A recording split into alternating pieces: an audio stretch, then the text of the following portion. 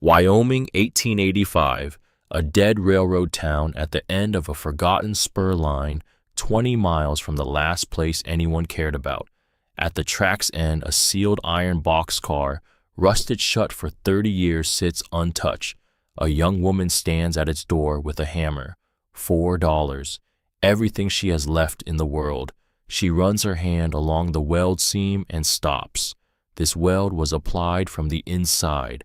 Someone sealed themselves in deliberately. No one knows who. No one knows why. The boxcar has been here 3 decades. Nobody wanted it. Nobody dared open it. She raises her father's hammer because what is locked inside this iron box has not moved in 30 years. Her father had a saying about iron.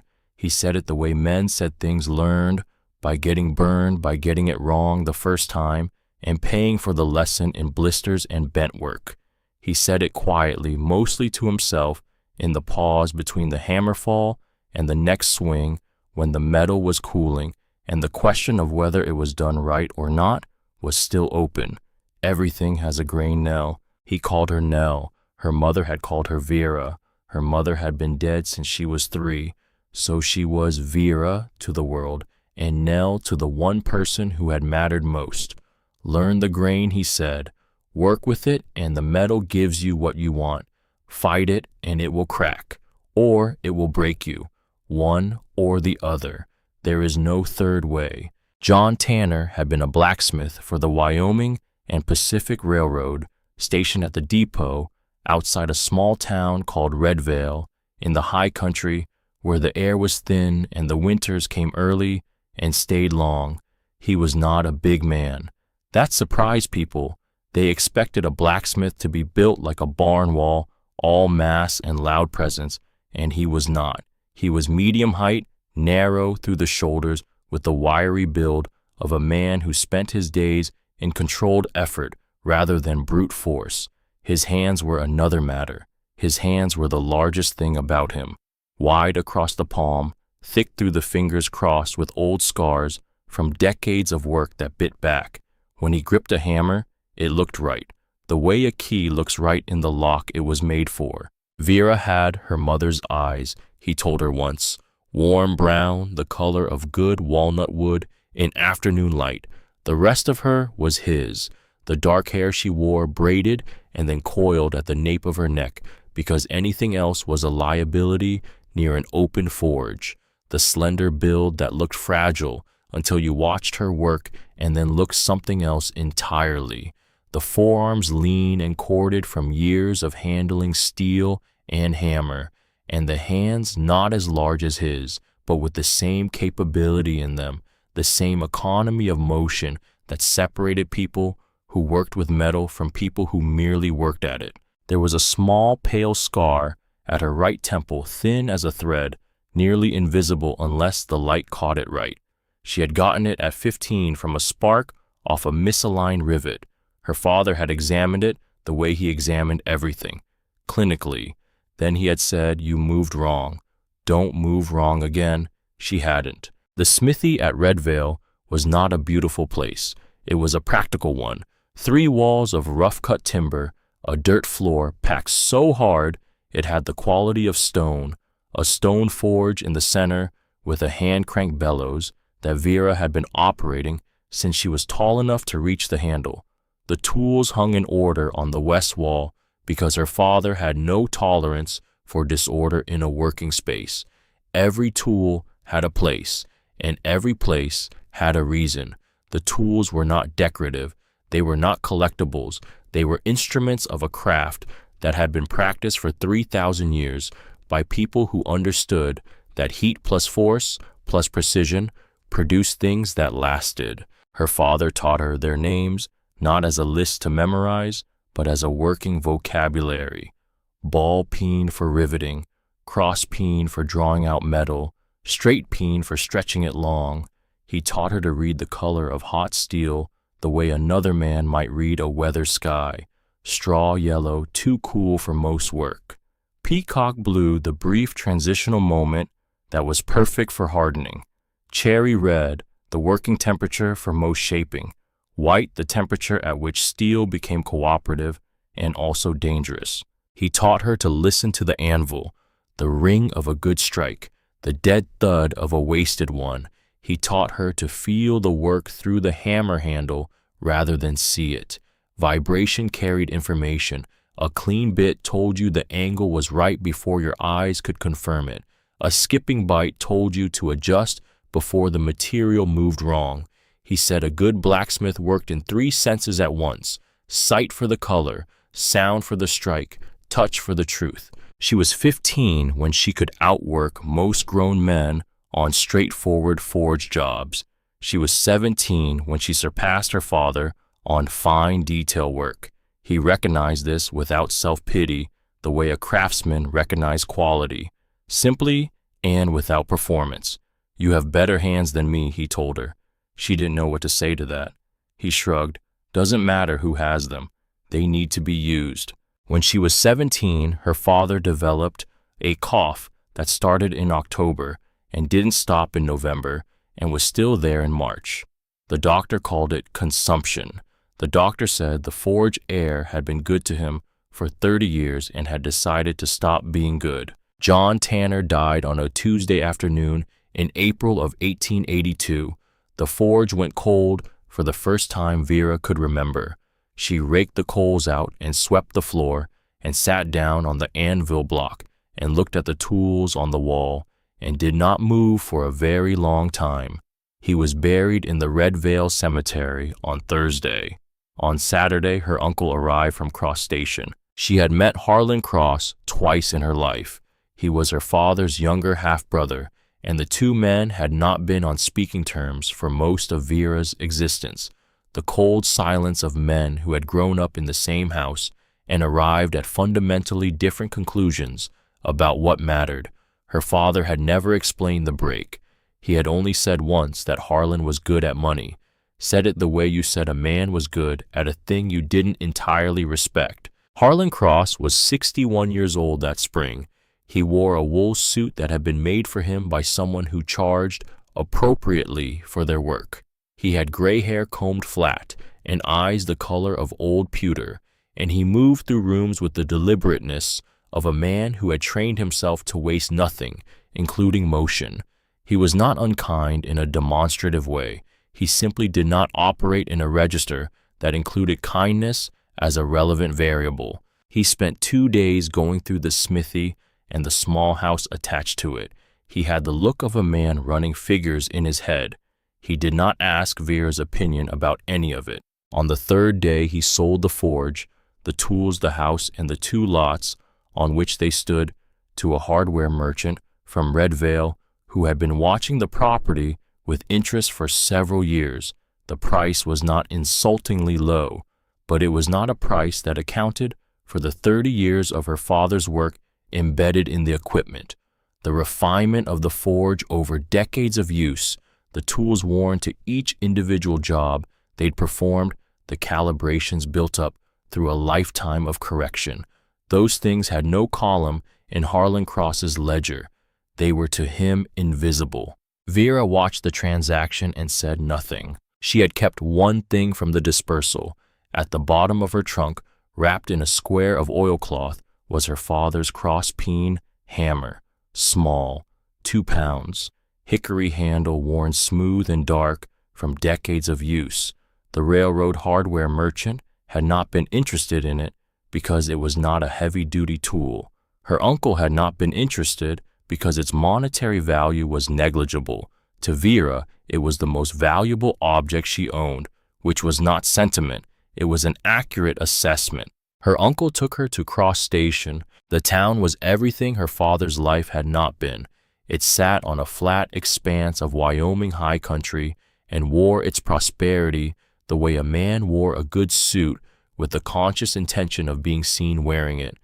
Wide Main Street, brick-fronted buildings, a bank with Harlan Cross's name in gold leaf on the door glass, painted houses, a hotel, a school, the whole visible achievement of a man who had understood early that the real money in the railroad era was not in the railroad itself, but in the land that the railroad made valuable. She was given a room in the crosshouse, a chores list, 3 meals a day, a seat at the dinner table where the conversation was about interest rates and freight contracts and the moving price of cattle and the precise calculation of everything.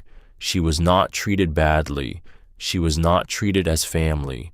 4 years passed. She worked in the house, helped in the general store that Cross owned, and occupied herself during the spare hours with whatever metalwork she could find.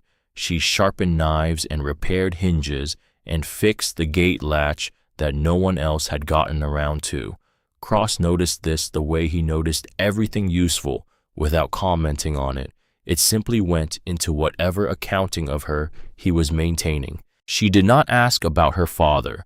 Cross had made it clear in the first month that he would not talk about John, and Vera was her father's daughter in enough ways to know when a conversation was over.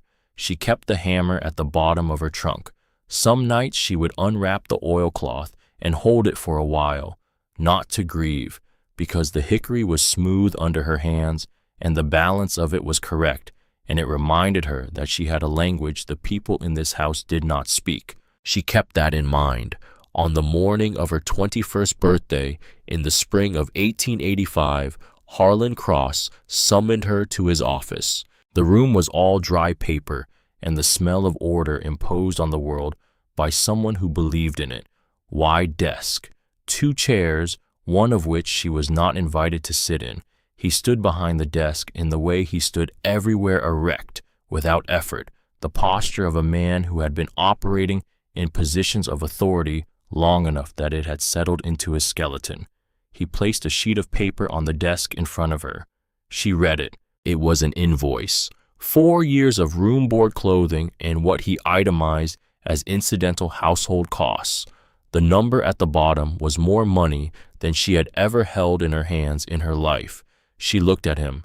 She had expected something like this, not the shape of it exactly, but the general fact of it.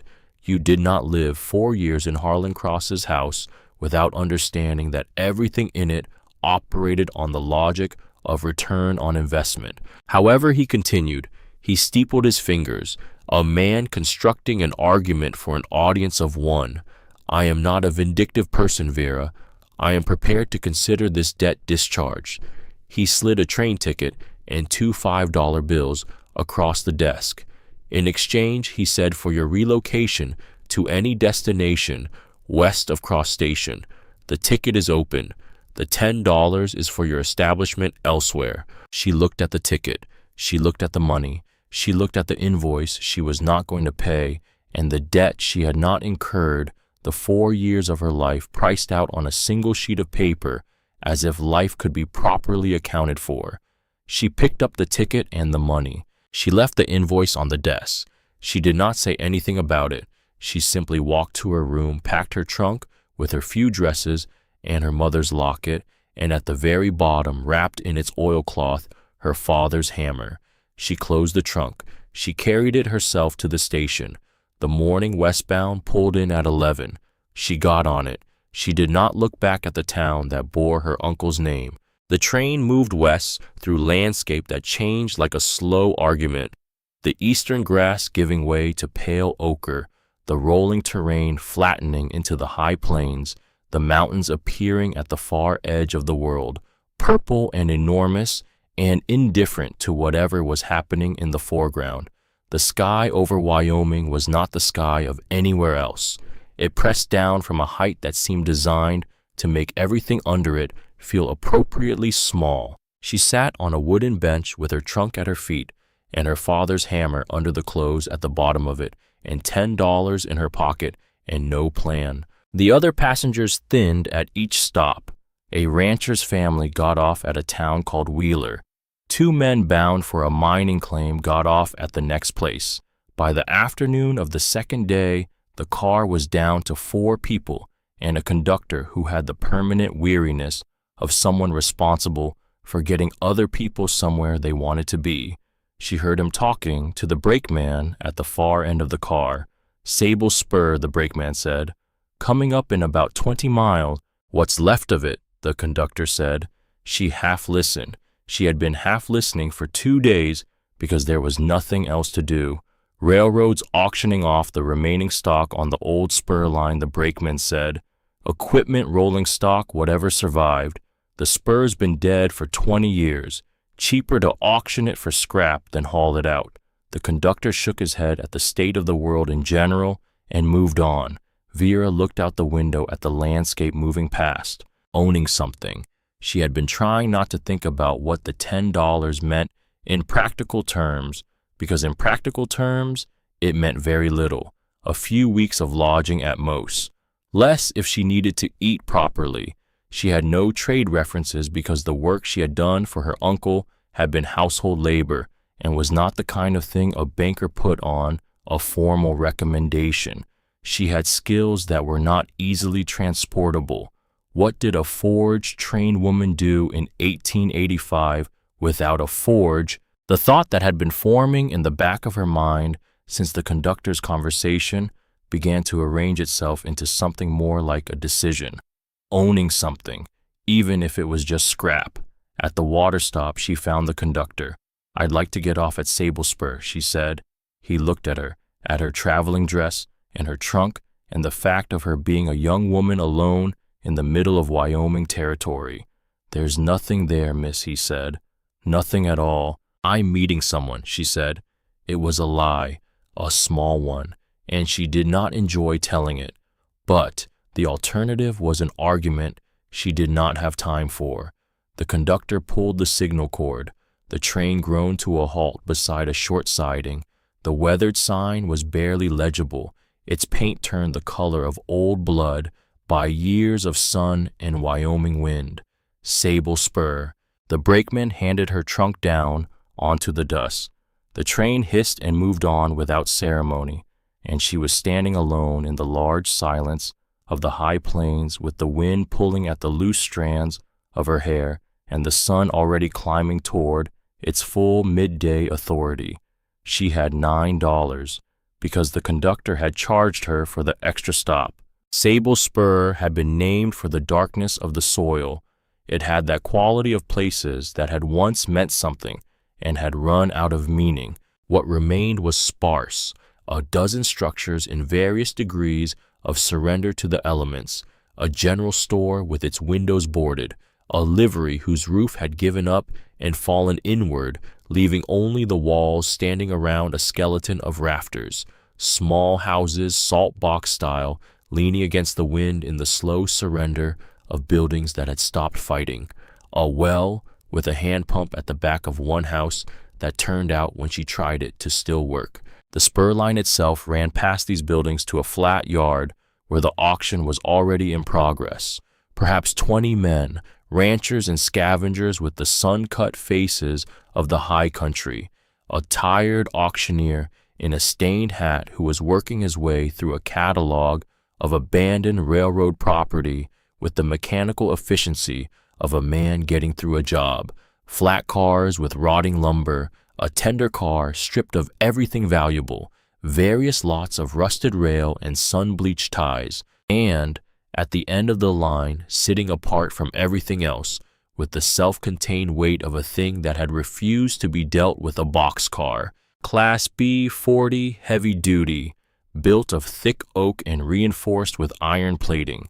The paint had been the crimson of the Wyoming and Pacific Railroad once.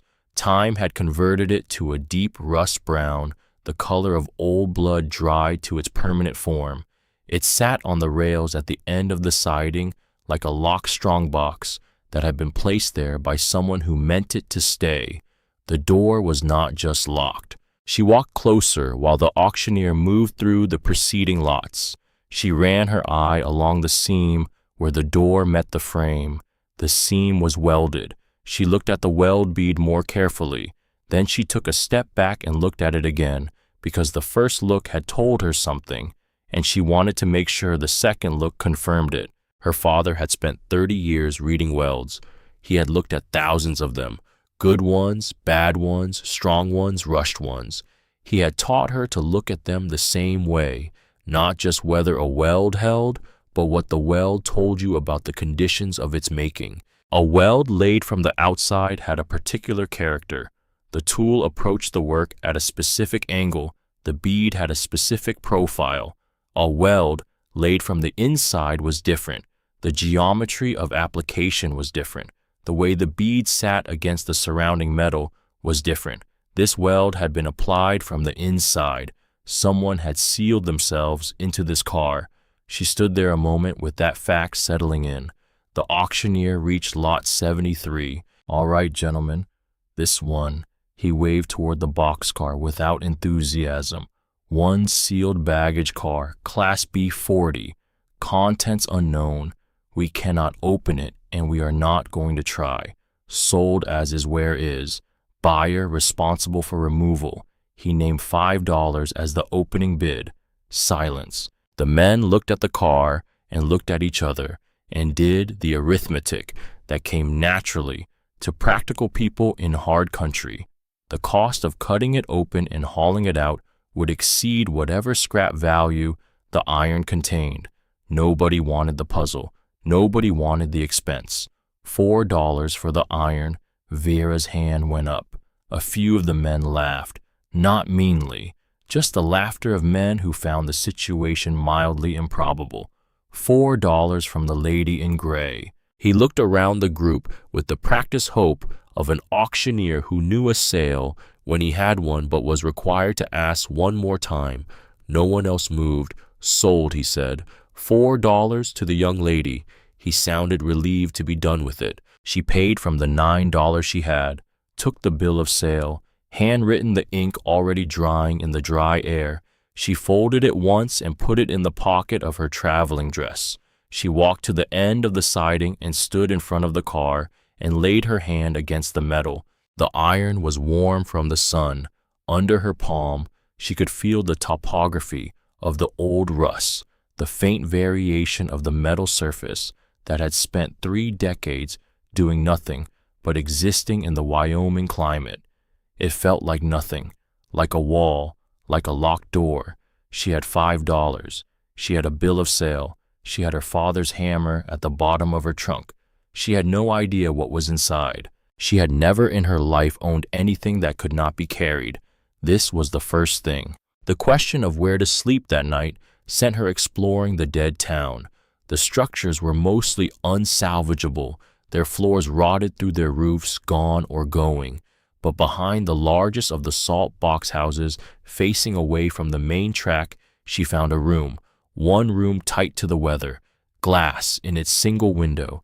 Inside, an iron bed frame, a tilted table, and a small wood stove whose pipe was rusty but intact. She got a fire going before dark with coal she found in the collapsed general store. The water pump behind the house was the better discovery. She worked it 3 times to clear the rust from the pipe, and on the 4th stroke got cold water, the kind that tasted of deep stone and iron, the best water she had drunk in 4 years of cross-stations, carefully managed household. She sat by the stove with the bill of sale in her hand and read it for the 5th time as if it might say something different. She was the legal owner of a sealed railroad car in a dead Wyoming town. She had $4.60 left to her name. The sound of footsteps on the hard ground outside came before she expected them. The man who appeared in the doorway was old the way working men got old each year of hard labor deposited in the body like a record of accounts, back bent from a lifetime of bending, hands with the knuckle-heavy look of a man who had done work that joints did not forgive. He had pale blue eyes under white brows, and he moved with the careful economy of someone managing a body that had lost its surplus of easy motion. He introduced himself as Ezra Pike, said he'd been watching her at the auction, said he had a shack at the north end of the spur and had been watching things come and go at the auction over the last 2 days, which was the entertainment available in Sable Spur. Said he had retired from the Wyoming and Pacific Railroad 14 years ago after a career as a flagman. Said he lived on a small pension and the proceeds of occasional odd work when anyone needed it, and there wasn't much call for that in a dead town. He said all of this without preamble, in the direct fashion of a man who had long ago edited out the parts of conversation that didn't carry weight. He said he had tools from the Sable Spur maintenance crew, he said, left behind when the spur closed, a 12-pound sledgehammer and a roll of hardened steel chisels. The crew boss walked away from them when the payroll stopped. Nobody had come back. He gestured at the boxcar, invisible in the dark beyond the window. "You're going to need them," he said. She looked at him for a moment, reading him the way she read metal, testing the quality of the offer. "What do you want for it?" she said. "A share," he said. "Half of whatever is in there. If it's anything more than 30 years of air." She considered this. "Fair," she said. He nodded. The next morning Ezra appeared with the sledgehammer and a canvas roll of chisels in better condition than their age suggested. He had maintained them, she saw. The edges were dressed. The faces were clean. He was the kind of man who took care of tools because he understood what tools were. She looked at them with a satisfaction she did not express out loud. She went to the scraps behind the collapsed livery and found tongs, found an anvil head cracked across one face but functional, found coal, set up the smallest working forge she had ever made using the rusted remnants of a supply barrel for the fire chamber and a scrap of iron sheet for a crude bellows plate.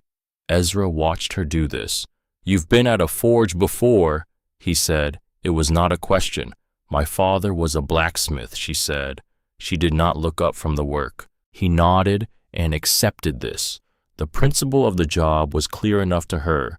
The weld sealing the door was crude, a single thick bead of iron laid against the seam. Not a skilled weld, functional. It did not need to be beautiful.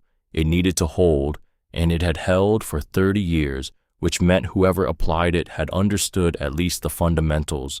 She could not simply hammer through it. Iron struck with force was iron that shattered or deformed, and deformed iron in the wrong places would seize the door in ways that would make it harder, not easier to open. The answer was the chisel. The chisel drove at an angle into the weld bead, shearing it from the metal below rather than breaking it by compression.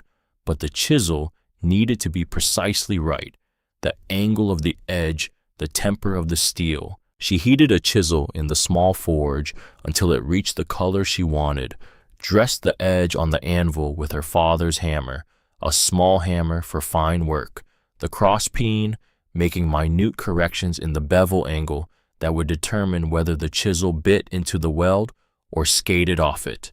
Ezra watched this and said nothing. When she was satisfied, she held the chisel against the weld at the angle she had calculated, not guessed. Calculated the way her father had taught her to approach any job where error was expensive. Ezra raised the sledgehammer. She nodded.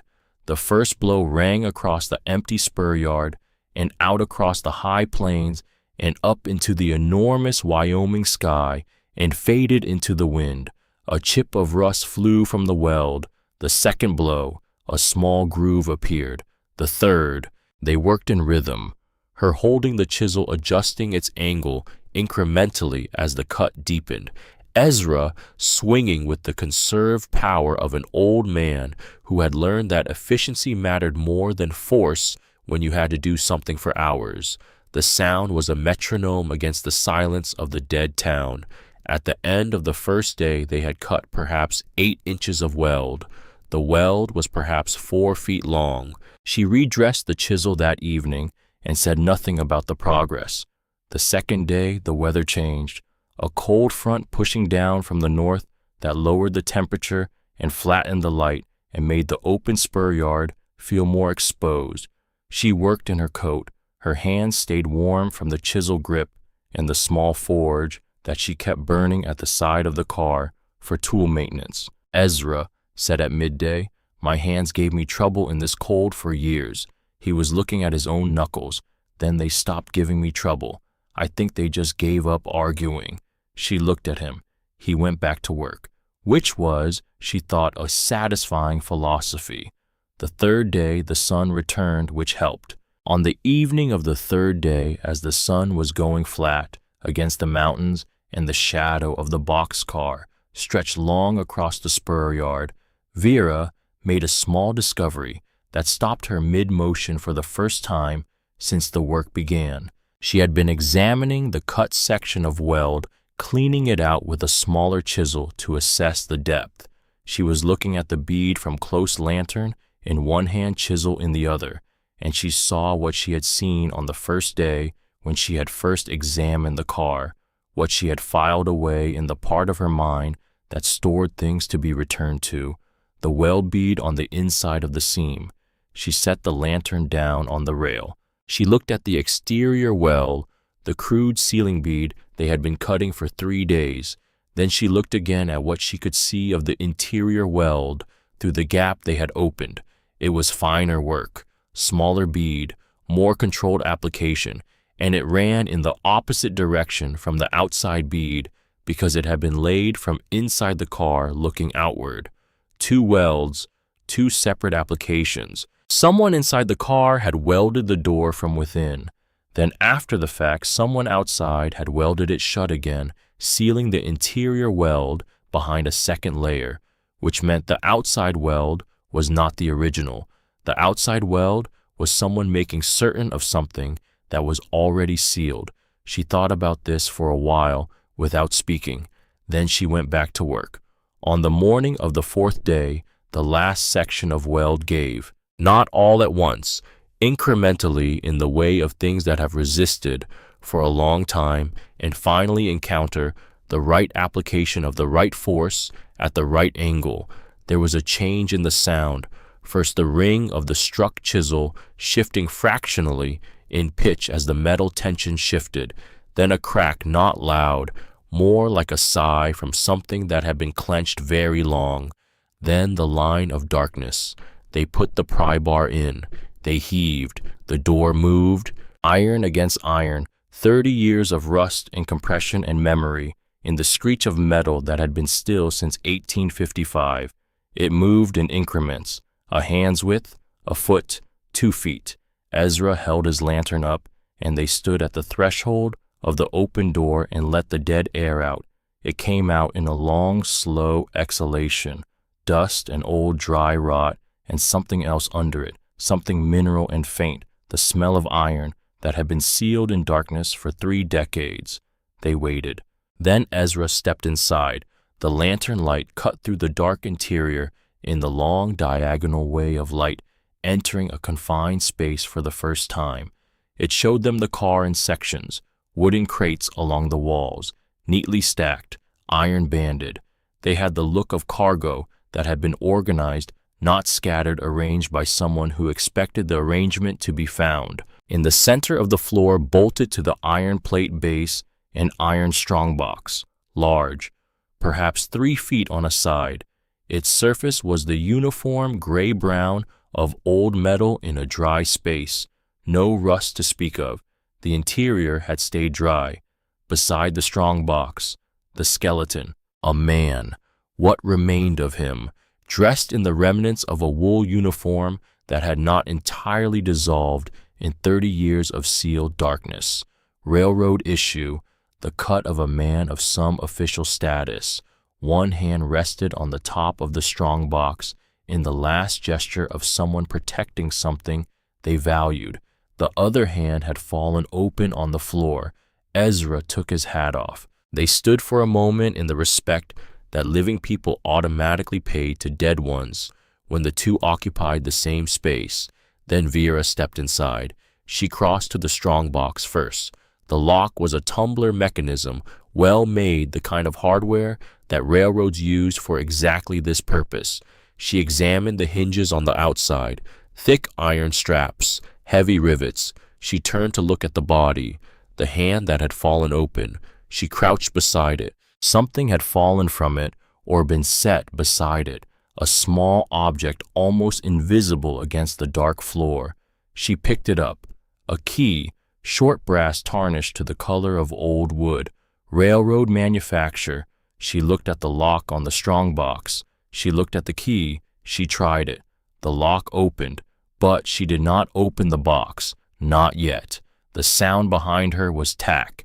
She had almost forgotten about the dog. He had appeared the morning after she'd arrived at Sable Spur, coming from the direction of the water pump behind the boarding house, astray clearly, living on whatever the dead town offered, which was not much. He was mixed breed, medium size, lean in the way of a dog that had been feeding itself for some time. His coat was the color of tawny earth, with a darker saddle across his back and shoulders. Down the center of his face, from his forehead to the tip of his muzzle, ran a clean white blaze, pale against the tawny fur, the most visible thing about him when the light was low. His right ear stood upright, the edge carrying a small V-notch from some old wound that had healed into the cartilage. His left ear folded forward at the tip. He wore a strip of old leather around his neck, dyed red, that had faded to a brownish rose. No tags, no name that anyone had seen fit to record. He had attached himself to her without being invited and without asking permission, which she respected. She had named him Tack on the second morning when he brought her a piece of scavenged timber in what appeared to be an offer of assistance. A tack was the smallest nail in a blacksmith's vocabulary, useful in ways that its size did not suggest. The name fit. Now Tack was moving along the far wall of the boxcar, his nose close to the floor, the white blaze bobbing, as he tracked whatever the air inside the car was telling him. He moved with purpose, not random investigation. He reached the far corner of the car, the corner that was not lit well by Ezra's lantern, and stopped. He sat down. He looked at her. She crossed the car to where he was sitting. She crouched. She ran her hand along the floor. The boards were original. They had been here since the car was built. But in the far corner, partially obscured by the edge of the crate nearest the wall, one of the boards sat slightly proud of its neighbors. Not much, a fraction of an inch, the kind of thing you would not see in a cursory inspection. She felt along its edges. She found the seam. She worked the smaller chisel into the gap and applied careful pressure. The board lifted. In the space beneath it, wrapped in oilcloth that had done its job of keeping moisture out for 30 years, was a copper pipe capped at both ends, sealed with lead, the kind of waterproof container a man might use to preserve something he needed to survive a very long time. She worked the lead caps loose with the pry bar, tipped the pipe. Two things came out: a ledger, thick leather-bound, its pages dense with the careful handwriting of a man who kept meticulous records, and a letter sealed with wax, addressed to whoever finds this in a hand so controlled it was almost typeface. She held them both for a moment. Ezra had come to stand beside her. The lantern in his hand was very steady. She broke the wax seal on the letter. The paper inside had survived in the dry dark. The ink was faded but legible, the writing of a man who had used his last hours carefully because he understood that the words had to outlast him by an unknown period. Wyoming and Pacific Line, she read. Payroll shipment, August 12, 1855, paymaster Elias Duff. She kept reading. The letter was 3 pages long. It described the events of the night of August 12th with the precision of a man trained to record facts without opinion. The train had been stopped, masked men, but the lead man's voice heard through the car door before Duff locked himself in was a voice he knew, a voice he had heard in the railroad's executive offices in Cheyenne, a voice that belonged to a man who had no business being on a midnight road in the Wyoming backcountry. Unless the robbery was not a robbery, unless it was a collection. She turned to the last page. The man who planned this, Elias Duff had written, is Harlan Cross. He holds the position of Vice President of Land Acquisition for the Wyoming and Pacific Railroad. He intends to use this stolen capital to purchase the land made valuable by the railroad's own development, bankrupting the company and cheating the men who built it. The proof is in the ledger I carry. The discrepancies between the official books and the funds in this payroll are his signature. Find the discrepancies and you will find him. She stopped reading. She read that paragraph again. Harlan Cross. Not the same man, not a coincidence of names, not a different cross in a different context. The date was 1855, and the railroad was the Wyoming and Pacific, and the position was Vice President of Land Acquisition, and the man who had sold her dead father's smithy for a sum that seemed insultingly small and had sent her west on a train with $10 had been 30 years ago, a young executive who had stolen a payroll and built everything he owned on that foundation. Everything. Cross Station, the bank, the land, the hotel, the brick-fronted buildings, the gold leaf letters on the door glass. All of it. 30 years of prosperity built on a dead man's integrity and the unpaid wages of hundreds of men who had laid the rails that made the land worth buying. She folded the letter. Outside the boxcar, through the open door, the Wyoming afternoon was doing what Wyoming afternoons did, going gold, going wide, the mountains at the edge of everything under a sky that had no ceiling. Vera sat down on the floor of the boxcar in the company of a dead man and an old flagman and a dog with a white blaze down his nose, and held the letter in her lap, and the ledger beside it, and the key to the strongbox in her hand. She sat for a long time, not grieving, not raging, thinking. Her father had a saying about grain. She thought about that. Then she picked up her father's hammer from where she had set it beside the lifted board, and she turned it in her hands, the hickory smooth and dark from decades of use, and she thought about what he had taught her. Everything has a grain. Work with it and you get what you need. Fight it and it breaks. She looked at the ledger. She looked at the letter. She looked at the strongbox. And she started to understand the nature of the job in front of her. She did not sleep, not from grief or from fear, from the same condition that had kept her awake as a child when her father gave her a complicated problem to solve, the mind running its own forge, moving pieces around in the dark until the shape of the work became clear. The letter was in her hand. The ledger was beside her. The strongbox sat locked in the far end of the boxcar. Outside the Wyoming night was the absolute dark of a place with no town lighting and no traffic and no interest in the concerns of the people passing through it. She thought about Elias Duff. She thought about a man who had understood what was happening to him, understood it clearly enough to weld himself into a sealed iron car and spend his last hours writing it down, not raging, not grieving, writing it down, making certain the record existed. That was the act of a man who trusted that someone would eventually come. She thought about the families in the ledger, hundreds of names, towns listed beside each one, the wages owed. She thought about Harlan Cross, about Cross Station, about the gold leaf letters on the bank window, and the 4 years she had eaten at his table, earning her keep by a calculation she had not known to question.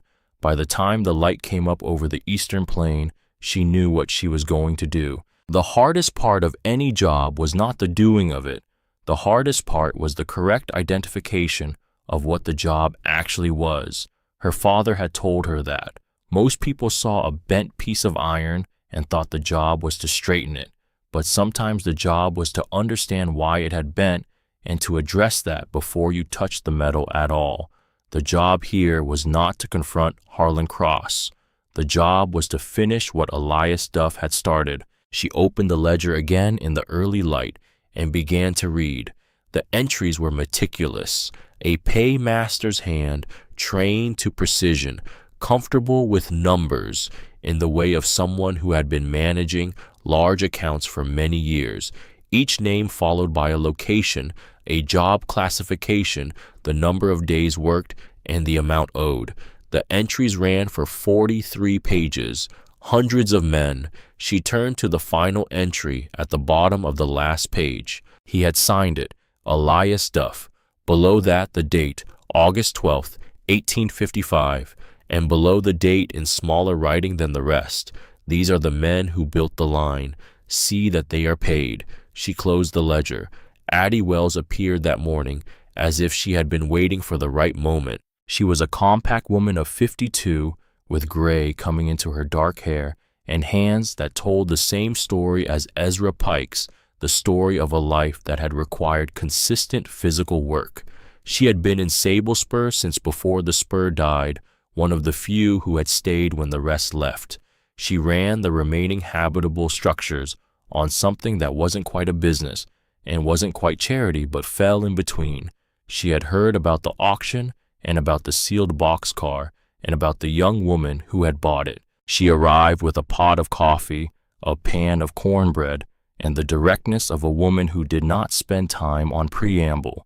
She said she knew the old ledger story, said everyone who had been at Sable Spur long enough knew some version of it. The payroll that disappeared, the men who got pennies on the dollar, the company that folded its cards and closed the spur and left.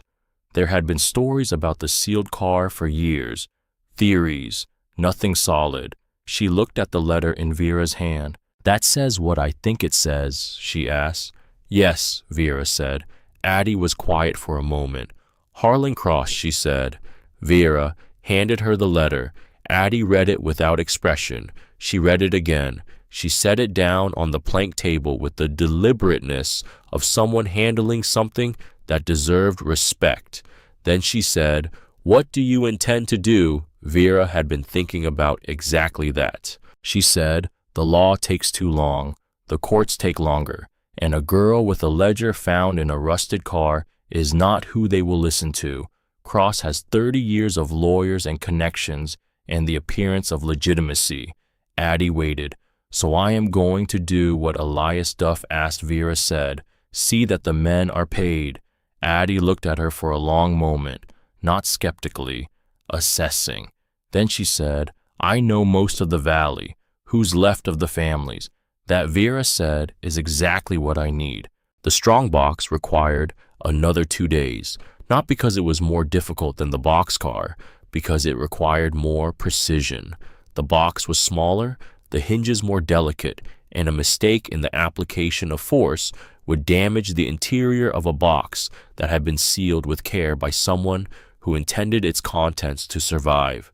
She told Ezra what she intended to do and why. He nodded with the economy of a man who had been around enough skilled work to recognize a sound approach. The key she had found opened the tumbler lock, but she did not use the key because the key only meant the lock was open. A lock could be closed again. Anyone who seized the box from her could relock it, change the contents, or dispute what had been inside. But hinges sheared off could not be restored. She wanted the box permanently open, the lid unable to be seated, the contents visible to anyone who came to examine it. She wanted anyone who looked at it to see exactly what was inside and have no way to put it back the way it was. So she went for the hinges. The hinge straps were thick iron held by rivets through the lid and the body of the box. 5 rivets per hinge. She worked them the same way she had worked the boxcar weld, only with smaller tools and lighter strokes. Her father's hammer was the right tool for this job. The cross peen, the smaller face, the ability to direct force precisely where she intended it to go. She drove the chisel with careful taps rather than hammer blows, shearing the rivet heads one by one. It was patient work, the kind that could not be hurried, because hurrying it meant shattering something you meant to preserve. Ezra held the lantern steady and said nothing, which was what she needed from him. The last rivet on the second hinge gave cleanly.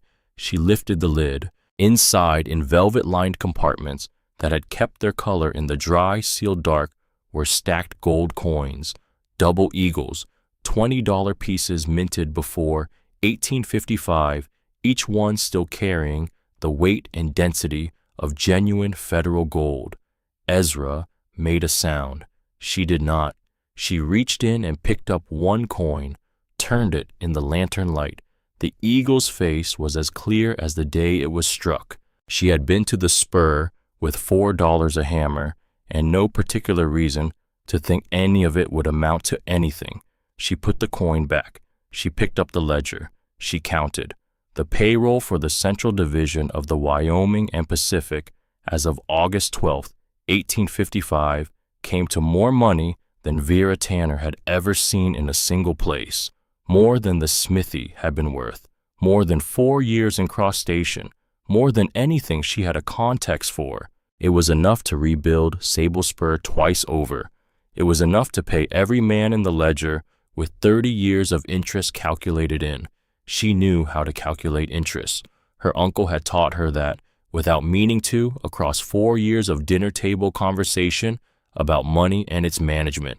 Reed Finch arrived on a Thursday. He came in on a freight wagon from the main line, which was the only way to reach Sable Spur without a horse. He was a man of 27, with the build and the hands of someone who had been working a forge since he was old enough to hold tools, which Vera noticed in the first 10 seconds of looking at him, because she had been trained to notice it. Not particularly tall, brown hair short, a directness in his eyes that had nothing to do with rudeness and everything to do with a man who had decided long ago to look at things straight. He said his name. He said he had come from Rawlins when he heard the rumors, which had been traveling faster than he'd expected. She looked at him. What rumors, she said. He said that someone had opened the sealed car at Sable Spur, that there was gold inside, and that whoever opened it had found something that connected the missing 1855 payroll to a prominent man currently living in the territory. She said, "You heard all of that from Rawlins." He said, "People talk, especially when they've been waiting 30 years to hear certain things." She said, "Who told you about the payroll specifically?" He was quiet for a moment. Then he said, "My grandfather worked on this line. He was one of the men in the ledger." She waited. He reached into his coat and took out a watch. Brass case railroad issue, the kind that the Wyoming and Pacific had distributed to certain senior workers as a mark of their position on the payroll. He held it out to her. She took it. She looked at it. She went to the strongbox and opened it and looked at the skeleton's wrist. The watch on the wrist of Elias Duff was identical in make and year of manufacture. Same case style, same movement size, issued from the same lot. She had examined it when she first cleared the car because it was an identifying artifact, and she was the kind of person who noted identifying artifacts. Reed Finch said, "My grandfather, Connell Finch, was Elias Duff's friend on that trip. They had worked together for 6 years. He told my father, and my father told me that he had been on the crew list for the payroll escort. He was pulled off the train one stop before it reached Sable Spur. A railroad supervisor gave him a reassignment order, said he was needed for emergency track work in the other direction. He looked at the boxcar. He was told the payroll was robbed and the paymaster killed, he said. He spent the rest of his life asking questions that nobody answered and feeling responsible for a man he couldn't have saved." The voice in Elias Duff's letter, Vera said. He wrote that he recognized the lead man's voice. He wrote it was someone from the executive offices in Cheyenne. Reed nodded. He already knew this. He had known some version of it for as long as he could remember. "My grandfather was removed from that train by Harlan Cross," he said. "Personally, Cross told him it was track work. My grandfather later realized there was no track emergency. He had been eliminated from the equation." Vera looked at the two watches, the one in her hand, the one on the wrist of the dead man. Same lot, she said. Same issuance year, he agreed. Cross would have known both men were assigned to that payroll trip. He removed Connell Finch because Connell Finch would have recognized his voice too. She handed the watch back. She had been going to do this work with Ezra and Addie. Now there was one more. "Can you hold a chisel?" she said. He looked at her. "I can do more than that," he said. She looked at his hands. She believed him. The first payment was made on a Tuesday. They borrowed a wagon from the farm 2 miles east of Sable Spur, the only functioning operation remaining in the valley, and drove it 4 miles to a cabin that Addie knew. The woman who lived there was Patience Burnett. She was in her early 40s, a seamstress and widow with 2 sons living in the quiet poverty of someone managing on the edge of what was possible. She had the look of a woman who had been careful for a long time. Her face was not unhappy. It was economical in the way that people's faces became economical when they had been spending their reserve of expression on things that actually required it. Vera did not begin with Harlan Cross.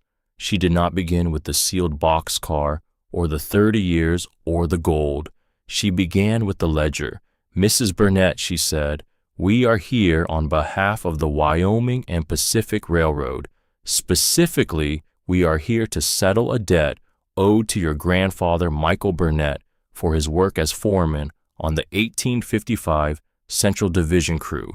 She opened the ledger to Michael Burnett's entry. She set it on the table. Patience Burnett looked at the page without speaking. She looked at the name written in Elias Duff's careful hand, the job classification, the wages owed, $190. "My grandmother told us the railroad went bankrupt," she said finally. Her voice was careful, giving nothing. "That is what people were told," Vera said. "The payroll was not stolen. It was diverted. It has now been recovered." She placed the canvas bag on the table. She had calculated the amount the night before the original wages plus 30 years of compound interest at the going rate, and she had been precise about it because precision was the only form of respect she had available to offer. Patience Burnett opened the bag. She looked at the coins. Her hands began to shake, not from age, the tremor of someone receiving something long denied. "He always said they were cheated," she said. She was not speaking to Vera specifically. She was speaking to the room, to the air, to the 30 years of it. "My grandfather died with it on him. My mother was raised on it. The certainty that something had been taken and the impossibility of proving it." She looked up. "You can prove it," Vera said. She placed the receipt on the table, a simple document stating that Patience Burnett had received the wages owed to Michael Burnett, foreman, Wyoming and Pacific Railroad, Central Division crew, 1855. She asked Patience to sign it. Patience signed without hesitation. Before they left, Patience said, "There are others in the valley, families. Some of us have talked about it over the years, about what happened in 55. She looked at Addie. "You know the Orman family, North Fork." "I know them," Addie said. Patience said the Orman grandfather was an engineer on that crew. They still have his work papers, original copies. She paused. "I'll send my boy ahead to tell them you're coming." The work moved faster after that. The valley had been holding the story for 30 years. People knew, not the details, not the names, not the mechanism of what had happened, but the shape of it, the texture of something that had been taken and never accounted for. When Vera arrived at each house with the ledger and the canvas bag, she was not bringing news. She was bringing proof for something already believed. Each family signed the receipt. Each receipt went into the leather portfolio that Vera had bought at the general store in the next town over, riding there on a borrowed horse and spending $2 of the gold on supplies including the portfolio, paper, ink, and a brass clasp for the portfolio that she had made herself at the small forge she had now set up properly in the old livery's remaining 3 walls. The forge was the thing that brought Reed Finch into her daily work rhythm more naturally than any introduction. He showed up on the second morning after she had set it up, looked at the layout, adjusted the height of the anvil block without asking, and began working the piece of equipment she had been struggling with. She watched him. He looked up. "It's balanced wrong," he said. "For someone your height." She said, "I know. I was getting to it." He said, "I've been looking at forges since I was 6. She said, "Same." After that, they worked in the close parallel of 2 people who have the same skill set and no need to perform for each other. They did not talk much. What they talked about was the job. 2 weeks after the first payment, the news reached Cross Station. It came in the way news always traveled, in the territory through freight haulers and traveling merchants carried in pieces from mouth to mouth across the 100 miles of high country between Sable Spur and the town that bore Harlan Cross's name. Vera was at the forge on a Tuesday afternoon when Ezra came to find her. He said, "Someone's coming up the spur line." She said, "Who?" He said, "A man with a badge." He arrived on horseback, a deputy federal marshal out of Cheyenne, traveling with one other man who had the look of a legal clerk carrying a leather case. The deputy was a functional-looking man with no particular menace, just the practical authority of someone who had been given papers to deliver and intended to deliver them. He asked for Vera Tanner. She said, "That's me." He handed her a document. She read it. It was a writ of seizure issued on the petition of one Harlan Cross, Cross Station, Wyoming Territory, requesting the confiscation of certain items described as stolen railroad property, specifically including one iron strongbox and its contents, and one paymaster's ledger belonging to the Wyoming and Pacific Railroad removed from railroad-owned property at Sable Spur, Wyoming Territory, during an unauthorized access of railroad assets. She read it twice. Then she looked at the deputy. She said, "Do you have a moment?"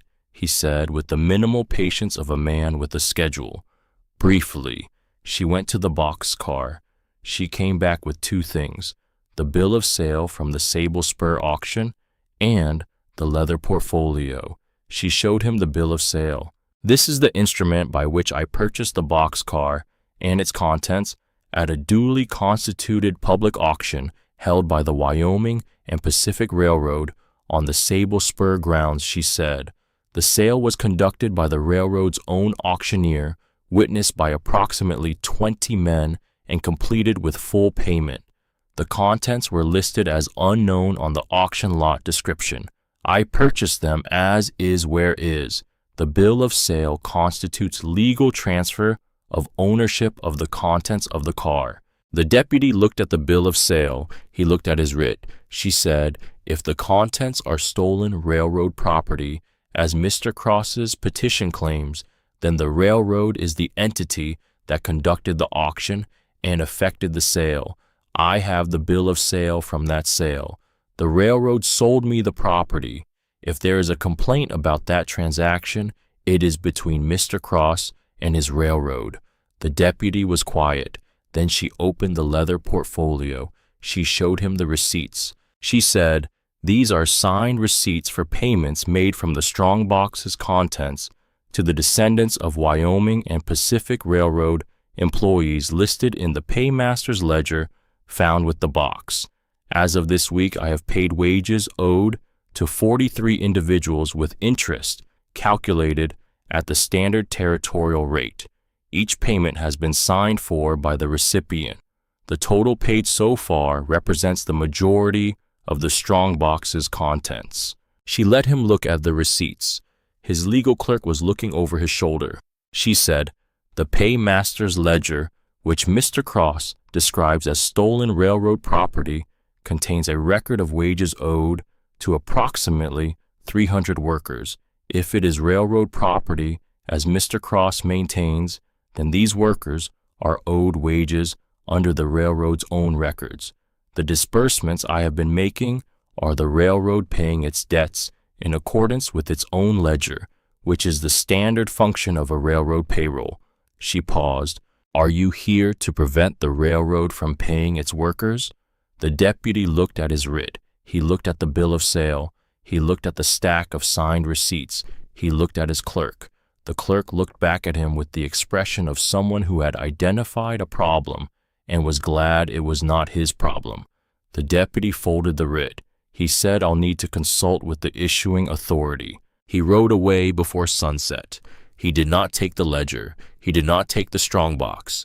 He rode back down the spur toward the main line with the writ in his coat pocket and the problem of Vera Tanner's bill of sale sitting in his professional lap like an uncomfortable stone. She watched him go. Ezra was standing beside her. "That will buy a few weeks," he said. "That is all I need," she said. Tack was at her feet. The dog had been sitting beside her for the entire encounter, which she had not arranged and which had not hurt anything. The white blaze was toward the deputy's direction as he rode out the asymmetrical ears, tracking the departure. She went back to the ledger. There was still more work to do. The fire came on a Thursday night. She did not know what time exactly because she woke to the sound of it rather than to any warning.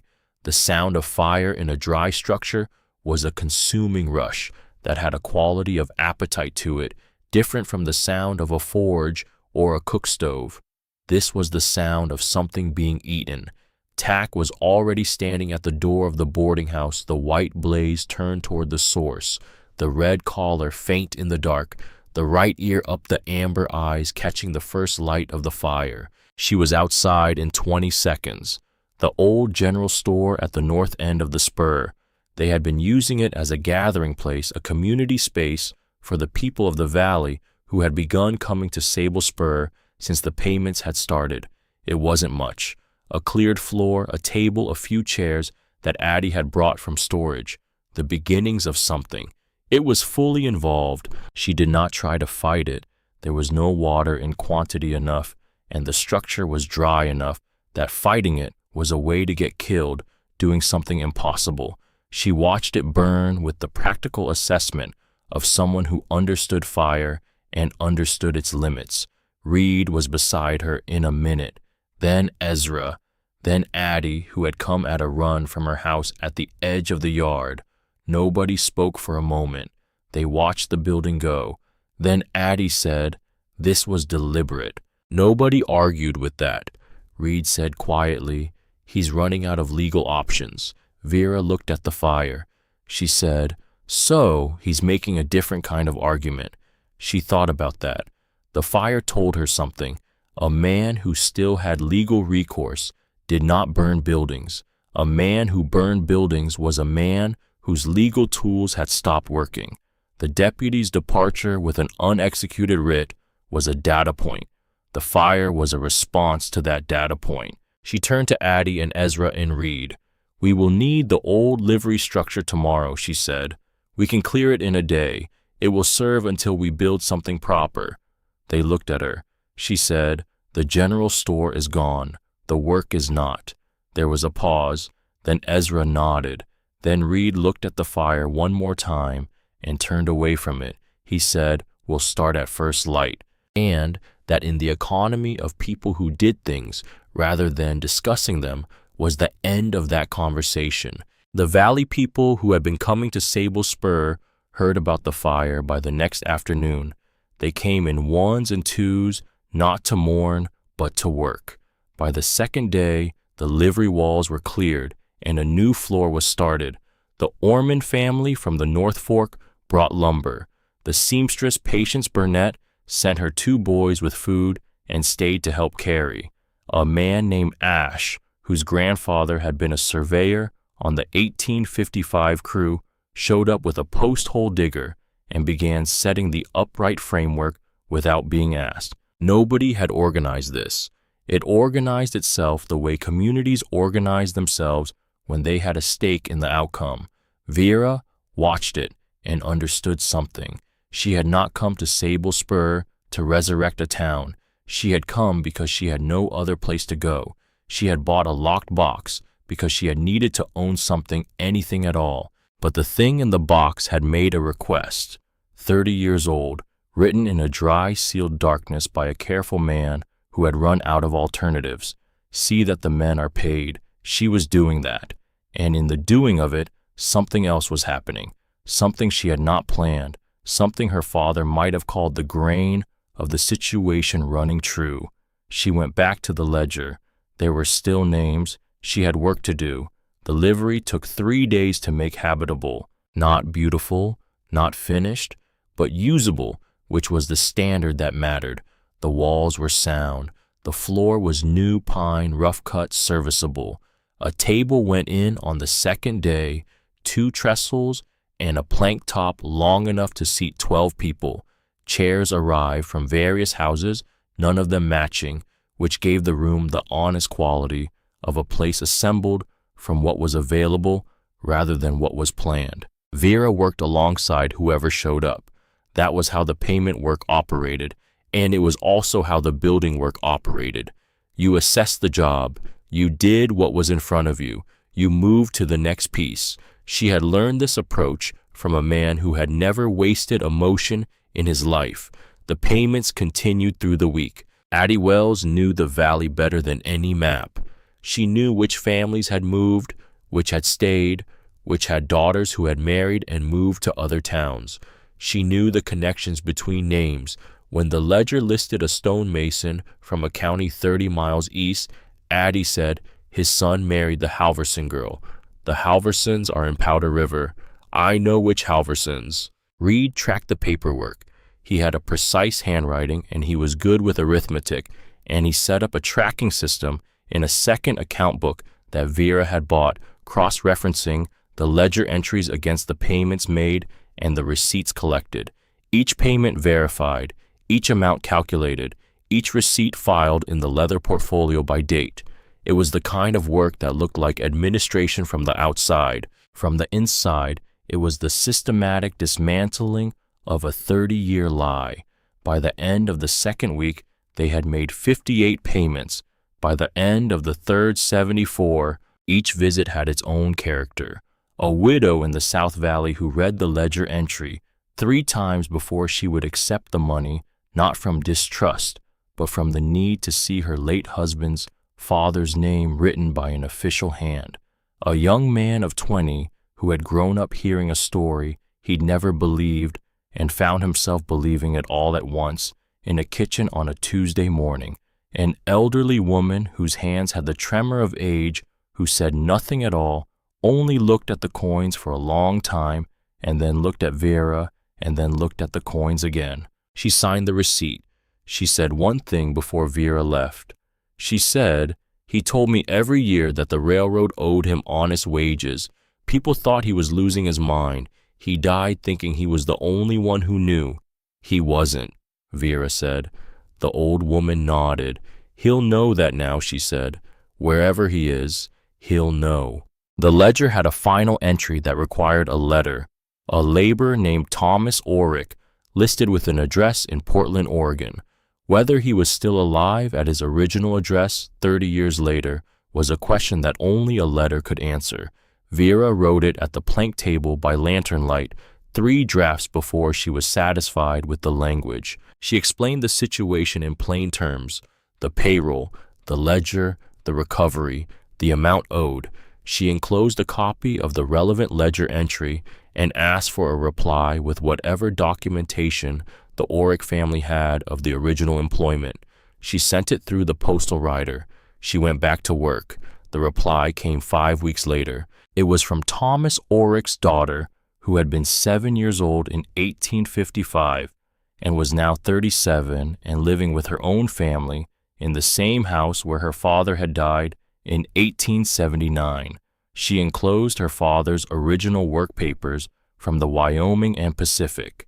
She had kept them because her father had asked her to. She said her father had spoken of the 1855 payroll for the rest of his life, said he had told anyone who would listen that the money had not been stolen but taken, that there was a difference. Vera read that line twice. There was a difference. She calculated the Orrick payment with interest. She sent the funds in a registered postal envelope with a signed receipt for the daughter to countersign and return. The reply came back signed within 2 weeks. That was the last name in the ledger. She set down the pen. It was a Tuesday evening, early summer now, with the last light of the long Wyoming day still on the high peaks to the west. The livery building was quiet. Ezra was sitting in the corner with a cup of coffee, which was where he sat most evenings. He had not said anything for the last hour. She looked at him. Something was different. He had the look of a man who had been deciding something, sitting with a decision, the way you sat with a weld that needed to cool before you tested it. "Ezra," she said. He looked up. She waited. He set down the coffee cup. He said, "I was on the train." She did not say anything. He said, "Not in 55 generally. I was in 55 too. But I mean the payroll train, the August 12 train, the one that was stopped on the Sable Spur Road. She had been holding the ledger. She set it down on the table. He said I was the flagman for that trip. That was my assignment. Elias Duff and I had worked together for 3 years by that point. He had specifically requested me for the payroll escort because he trusted me. He said he always felt better with a flagman he could trust. He stopped. Outside, the wind moved through the sagebrush with its perpetual sound, the sound of the high plains doing what it always did, indifferent to the particulars of what happened in its presence. I was pulled off, Ezra said. One stop before Sable Spur, a man came to my car while the train was at the station. He gave me a transfer order, said there was a track emergency on the eastern section that needed a flagman immediately. He had the papers, official papers, signed. He looked at his hands. I knew Elias Duff was on that train, he said. I knew the payroll was on that train, and I knew that a track emergency that needed to pull a specific flagman off a specific assignment at 10 o'clock at night was a strange kind of emergency. But the papers were official. I was a company man. You followed the papers. He was quiet for a moment. The man who gave me the transfer order, he said, was Harlan Cross. Vera looked at him. He said I didn't know his name then. He was an executive. I had seen him once before in the Cheyenne offices, a man in a good suit who walked the way men walked when they were used to people making room for them. He gave me the order and I took it and I got off the train. And by the next morning, Elias Duff was dead and the payroll was gone and everybody was being told it was a robbery. He looked at the lantern. I have known for 30 years what it was, he said. I have known who gave me that order. I have had no way to prove it, no one to tell it to, who could do anything about it, and 30 years of wondering whether Elias Duff would have survived if I had stayed on that train. His voice did not break. It was not the voice of a man allowing himself to fall apart. It was the voice of a man who had lived with something long enough that speaking it had become simply the next thing to do. Vera said, You could not have changed what happened. He said, I know that. I have known it for years. Knowing it and living with it are not the same thing. She said, Will you write it down? He looked at her. She said, What you just told me, your name, your assignment on August 12th, 1855, the transfer order, the man who gave it to you. He was quiet for a moment. Then he said, I'll need paper. She got him paper. He wrote for 40 minutes slowly in the handwriting of a man who did not write often, but who was committed to making what he wrote legible and accurate. He wrote the facts in the order they had happened, his assignment, the transfer order, the station where he was removed, the description of the man who had given the order, the name of that man which he had learned later through the same freight hauler grapevine that carried everything else through the territory. He signed it and dated it. He handed it to Vera. She read it carefully. Then she added it to the leather portfolio behind the receipts. She stood at the table with the portfolio in her hands for a moment, not reading, accounting. Elias Duff's letter, naming Harlan Cross, written in 1855 and preserved in a sealed copper pipe in the floor of a locked boxcar. The ledger in Elias Duff's careful hand, documenting the payroll and its amount. The family letters from Patience Burnett's grandfather, written in 1855, describing the workers' growing suspicion that the payroll irregularities were not what they seemed. Reed Finch's grandfather's watch, identical in manufacture and issuance to the watch on the skeleton's wrist, placing Connell Finch as a documented member of the same payroll crew. Ezra Pike's written statement, the flagman who had been on the train, who had been removed by Cross personally, who had carried this knowledge for 30 years, and 76 signed receipts covering all but 3 of the names in the ledger, with the final 3 accounted for in ongoing correspondence, a paper chain 30 years in the making, assembled from pieces that had been sitting in different places waiting to be put together. She held the portfolio in both hands. She thought about grain. The federal land agent arrived on a Friday.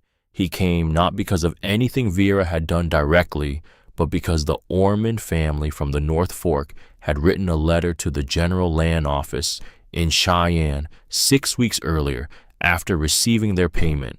They had included a copy of the ledger entry, a copy of their signed receipt, and a brief account of the sealed boxcar and what it had contained. The GLO handled land transactions for the territories. What connected the agency to this situation was the character of Harlan Cross's land dealings. If Cross had used stolen capital to acquire land made valuable by railroad development, and if that land had subsequently been recorded with the General Land Office as legitimately purchased, then the office had an interest in the accuracy of its own records. The agent's name was Fowler. He was in his 50s, lean, with the unhurried manner of a man who had conducted investigations in the territories long enough to know that what he found and what he expected to find were rarely the same thing. He came alone. He had a large case and a methodical way of moving through a space that communicated the quality of a man performing a survey, not rushing, looking at everything. Vera met him at the spur yard. She showed him the boxcar.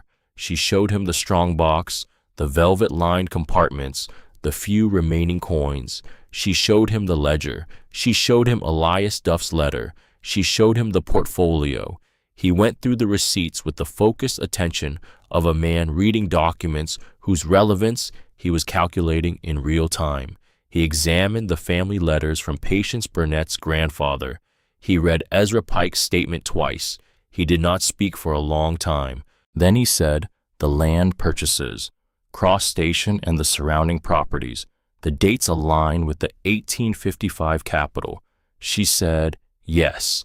He said, "If the purchase capital was stolen from the railroad's own payroll, the subsequent land acquisitions may be defective in title."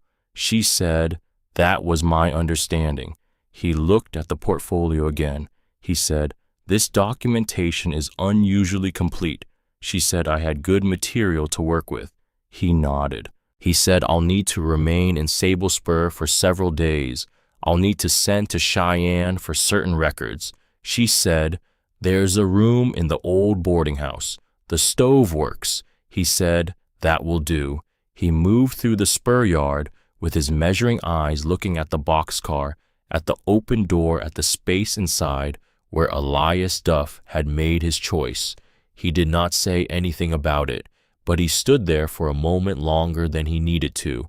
Vera watched him. She thought about what it meant that a man who investigated land fraud for a living stood for an extra moment in front of the evidence of what one man had decided to do with his last hours. She thought it probably meant that even men who dealt in documents for a living recognized when a document had cost something. Harlan Cross arrived on a Monday. He came in a private carriage, not a railway car, which meant he had come overland and had chosen to do so, which meant the decision had been deliberate. He had not been summoned. No one had told him to come.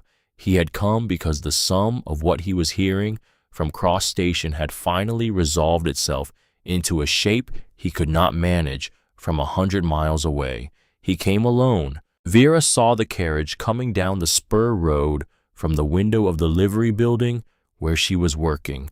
She watched it for a moment. She said nothing to Ezra or Reed, who were in the building. She went outside. She stood in the yard and waited. The carriage stopped. Cross stepped down. He was 64 years old that summer. She had not seen him in 3 months. He looked the same which she had expected. The gray suit, the flat gray eyes, the controlled posture. He moved with the same deliberateness. He was not the kind of man who showed external change under pressure.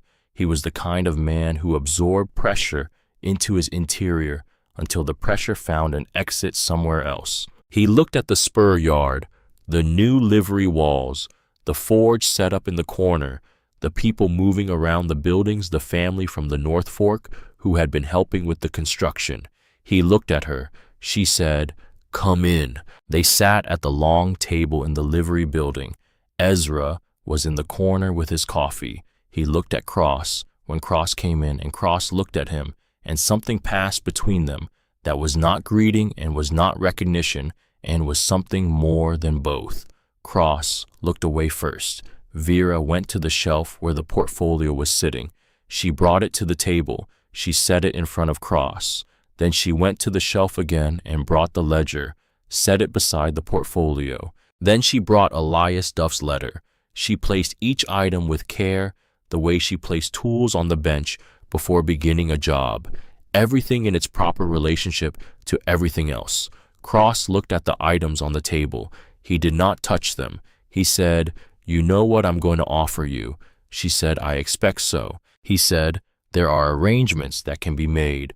For a young woman in your position, the amount I'm prepared to put forward would be sufficient to establish you comfortably for many years, somewhere far from Wyoming territory, somewhere the past was not a variable." She said nothing. He said, "What you have built here, the payments, the community work, it has been noticed. I understand the intent. What I am offering to you now is a form of completion.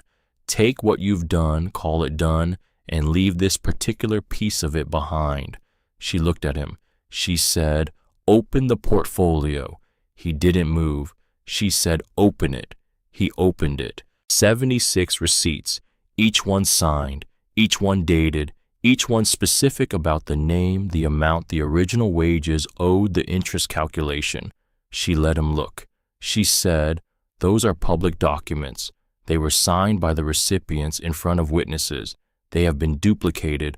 Copies are in the possession of the federal land agent who has been in Sable Spur for the past week. Copies are held by 3 separate families in this valley."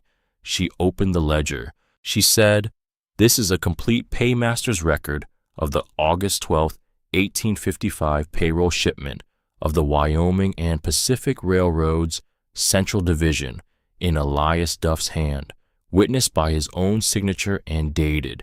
She set Elias Duff's letter beside the ledger. She said, "This identifies you by name, title, and specific act. The man who wrote it sealed himself into this car and died there rather than let you have what was in it. He trusted that someone would eventually come." She set Ezra Pike's statement on the table. She said, "This was written last week by the flagman who was on the August 12th train. The flagman you personally removed from the train at the stop before this spur. He has been living in Sable Spur for 30 years. He knew your voice from the night you handed him a false transfer order. He has now written down what he knows in a signed statement that is in the possession of the federal land agent." She paused. Cross was looking at the documents on the table, not at her, at the documents. She said, "My father was a blacksmith. He taught me that everything has a grain. Wood has it, steel has it. He said, fight the grain and the material breaks, or it breaks you." She looked at him directly. She said, "You built what you built by fighting the grain. You built it on a break in the material, and everything built on a break eventually fails." She pushed the portfolio toward him. She said, "The federal land agent's preliminary view is that certain property acquisitions in Cross Station may be defective in title owing to the source of the purchase capital. I am not a lawyer. I cannot tell you what that means in specific legal terms, but I believe you have lawyers enough to understand it." She did not say anything else. Cross sat very still at the end of the table. He was looking at the receipts, at the ledger, at the letter written by a dead man in a sealed car 30 years ago. He was a man who dealt in paper. He had understood all his life that paper was power, that a world built on paper could be controlled by controlling the paper. He had built an empire of paper in Wyoming territory and had operated it without significant challenge for 3 decades. He was looking at a stack of paper that operated by different rules than his. These were not documents that could be bought or discredited or buried. They had been put in the hands of too many people in too many places. The receipts alone were distributed across 4 counties. Each receipt was a brick in a wall that had been building for months, and each brick had someone's name on it, someone who had received money and had signed for it, and who now had a stake in the accuracy of what the money represented. He did not speak for a long time. Tack was lying near the door of the building at the threshold, between inside and outside. The white blaze was visible in the afternoon light. The asymmetrical ears were quiet, the right one up, the left one folded. The amber eyes were on Cross. Cross stood. He looked at Vera one more time. He said, "Your father." She waited. He said, he saw value in things that did not translate to a balance sheet. "I told you that once. I thought it was a criticism." He picked up his hat from the table. He said, "I may have been wrong about that specific point." He walked out. She heard the carriage on the spur road for a while. Then the sound of it was absorbed by the distance and the wind and the enormous indifferent silence of the high plains. She stood at the table with the documents in front of her. Then she picked up her father's hammer. She went outside to the forge. The preliminary inquiry of the General Land Office required 4 months to produce its first findings. The findings noted certain irregularities in the acquisition records for Cross Station and a substantial portion of its surrounding properties. The irregularities pertained to the sourcing of purchase capital in the period of 1855 to 1858. The full investigation took longer. Cross sold his holdings in Cross Station over the following year, not all at once, in pieces as the investigation proceeded and as partners and creditors reconsidered their positions. The bank was sold first. The hotel followed. The properties on the main street went to a consortium of buyers who had no connection to the original acquisition. He moved east. No one in Wyoming Territory had a clear record of where. What remained was the town, which did not disappear when the man who built it left. A town built on stolen money was still a town. The buildings stood, the streets were laid. The people who had established businesses there had established them on their own work and their own credit, not on Cross's crime. Harlan Cross had taken the advantage of a criminal start, but the town had grown past that start into something that had its own roots. The roots held. Sable Spur grew more slowly and by different means. The payments from the ledger had introduced capital into the valley in a distributed way, 100 small infusions rather than one large one, and the effect was a slow compound kind of growth, the kind that did not have a single visible cause but had many small ones. The forge that Reed Finch set up in the livery became a working smithy that served the valley's farms and ranches. The well that Vera had found on the first day was improved and connected to a trough system that made it useful to the community rather than merely functional. New boards went up on the old buildings as people found reasons to come back. She built a house, not a large one, a single room with a loft, good timber, a stone fireplace, and a workshop attached to the south side because the workshop was the reason for the house, more than the house was a reason for itself. The workshop had a proper forge, a proper anvil, a proper tool rack on the west wall. She hung the tools in order. She hired an assistant, a boy of 16 from the valley whose father had been one of the recipients in the ledger and who had come to work with the settled determination of someone who had decided on a craft and was not going to change his mind.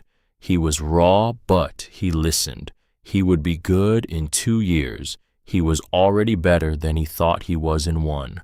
The portfolio went into a lockbox under the floor of the workshop, not because she intended to forget it, because it was done and it needed to be in a place that acknowledged it was done.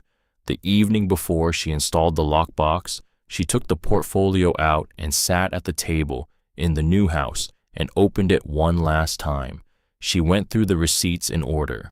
She was not reading them for any particular information.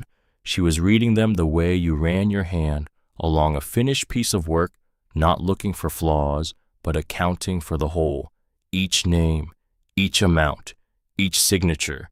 She came to the last receipt in the stack. The last name she had paid was not the Oregon laborer. 3 days before, she had put the portfolio away.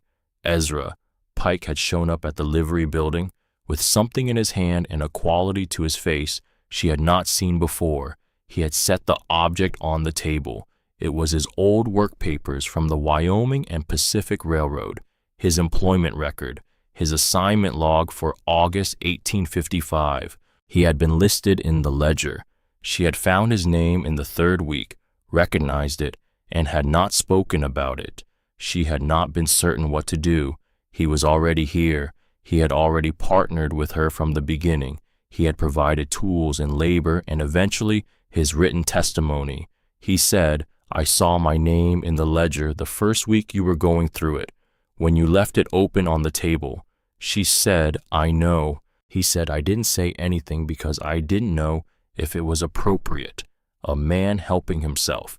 She said, "You helped because it was right, not because of the wages." He said, "Yes, but the wages were also owed." She looked at him.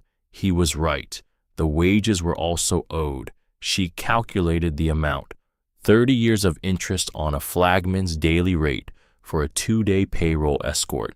It was not a large sum. It was an accurate one. She paid it. He took the receipt and looked at it for a long time. He said, "It has been 30 years since I had any proof that I was on that train." She said, "You were on that train. The record says so." He said, "I know, but there's something different about a piece of paper that says it in front of a witness." She handed him the pen. He signed the receipt. He sat with it for a moment. Then he said Elias Duff was a good man. She said he was. Ezra said he picked the right flagman. She looked at him. He said, "I mean you. He picked the right person to find it." She said, "He didn't pick me. He just left it for whoever came." Ezra said, "Maybe, but whoever came turned out to be right."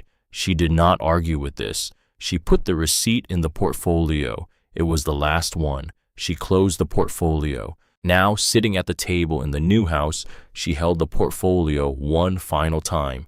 She did not open it again. She had read it. She had accounted for it. It was done the way a finished piece of work was done, not perfect, but complete. She put it in the lockbox. She set the lockbox in the floor. She put the floorboards back. She stood for a moment with her hand on the boards. Somewhere under that floor was a dead man's last request, 30 years old when she found it, 30 years of dark and dust and the sound of Wyoming wind moving over the sealed car where it waited. She had not been sent. She had not been chosen. She had gotten off a train with $9 and no plan and bought a locked box because she needed to own something. And because of that, 76 families had received what was owed to them. Because of that, a man named Ezra Pike had slept better than he had in 30 years. Because of that, a paper chain now existed that no amount of money or lawyers or influence could break, because it had been built one receipt at a time in the hands of the people it belonged to. She went to the workshop. The forge was cold at this hour, which was the hour before the day started. She loaded it with coal and set the fire from the single ember she kept in a covered tin, her father's practice, the practice he had called keeping the loft going, the recognition that a forge that had never gone completely cold was easier to bring up to temperature than one that had started from nothing.